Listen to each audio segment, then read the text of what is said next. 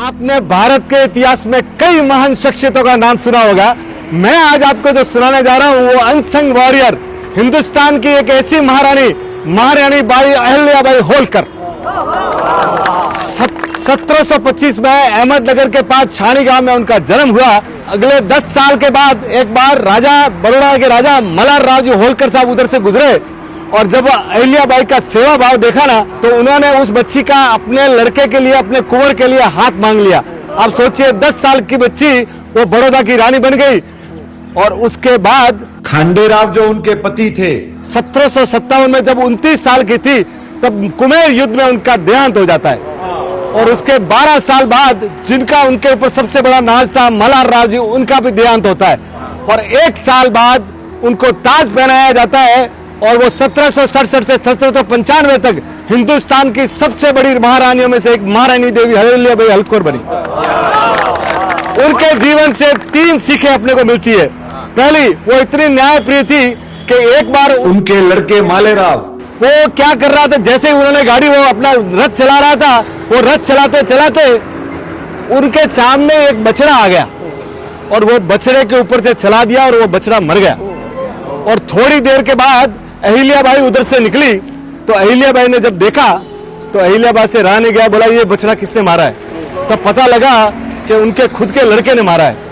पर वो इतनी न्यायप्रिय थी, वो जाके मालेराव जी की पत्नी को पूछा कि देखो ये जो बच्चा है, किसी की मां के सामने अगर बच्चे को मारा जाए तो क्या हुए।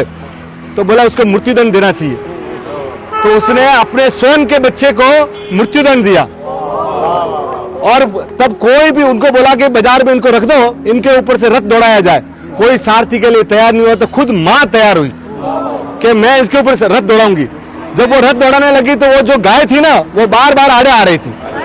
तब मंत्रियों ने बोला कि ये गाय भी नहीं चाहती कि आपका बच्चा मारा जाए, तो वो माफ किया गया। और वो गाय जब बार बार आड़े आ रही थी ना तो आज भी वो इंदौर में आड़ा बाजार कहा जाता है।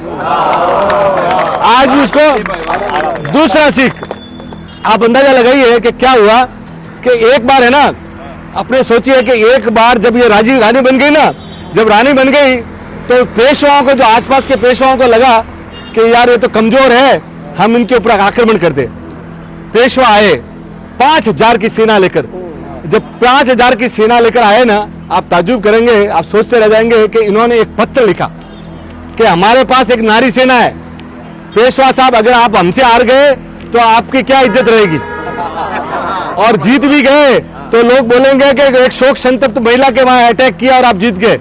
वो बात उनको तीर की तरह चुभ गई और पेशवा ने बोला कि नहीं नहीं नहीं, हम तो आपसे लड़ने नहीं आए, वो आप शोक संतप्त थे इसलिए आपसे मिलने आए थे। आप सोचो, ये दूसरा सीख कि सूझबूझ से इतना बड़ा युद्ध टाल दिया। वो भगवान शिव की अनन्य भक्त थी। उनका क्या था कि उन्होंने जीवन भर, जो हिंदुस्तान में आप जितने भी सोमनाथ देखते हो, जितना भी अपना काशी विश्वनाथ को 1776 में जो वहां पे जो शिवलिंग लगाया हुआ है ना, वो महारानी देवी अहिल्याबाई का है। उन्होंने कम से कम 100 मंदिर उन्होंने प्रतिष्ठित किए।